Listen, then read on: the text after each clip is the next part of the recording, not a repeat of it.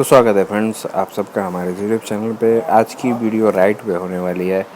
तो अभी हम निकले हैं ये डबल पुलिया जो कानपुर में है ना। और ये जो रोड सीधे आप पनकी ले जाती है, पनकी से कल्याणपुर, मतलब कल्याणपुर भी आप इस रोड से जा सकते हैं, डबल पुलिया रोड से।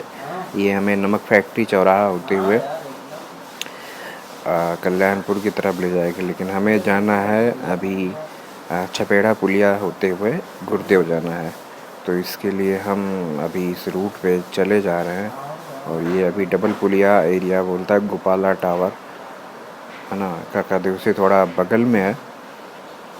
तो यहाँ के हमको इस वीडियो में आपको राइड देखने को मिलेगी। तो अगर आप इस एरिया में रहते हैं तो नीचे ज़रूर कमेंट करें वीडियो के नीचे। और आप अगर नए हैं चैनल पे तो चैनल को सब्सक्राइब करें, बेल आइकन दबाएं और लाइक भी ज़रूर दबा के जाएं। आपको और भी ऐसी राइड की वीडियो मिलेगी है ना। फ़िलहाल ये छोटी सी राइड थी 5 मिनट की, तो एंजॉय कीजिए ये राइड। मिलते हैं फ्रेंड्स अगले वीडियो में।